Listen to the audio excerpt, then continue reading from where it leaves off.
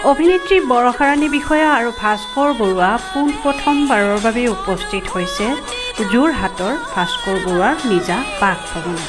আৰু মৰম লগা পৰীজনীক কেনেকৈ আদৰিছে দেখিলে আপোনালোকেও আচৰিত হ'ব। চাই থাকক সবিশেষ।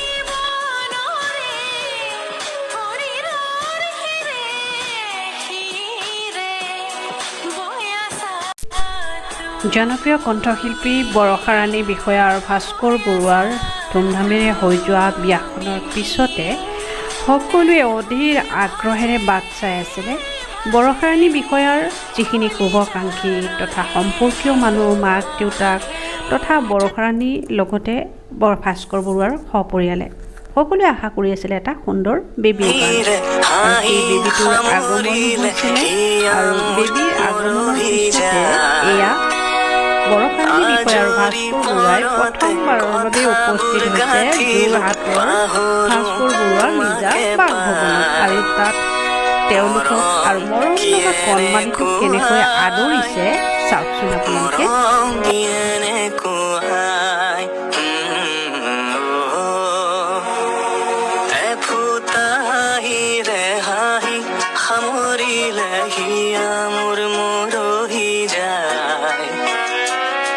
আজৰি পৰতে কথাবোৰ গাঁঠিলো পাহৰো তোমাকে পাই মনত আহিৰে হাঁহি সামৰিলে হিয়া মোৰ মৰহি যায় আজৰি পৰতে কথাবোৰ গাঁঠিলো পাহৰো তোমাকে পাই মৰম কি এনেকুৱাই মৰম কি এনেকুৱাই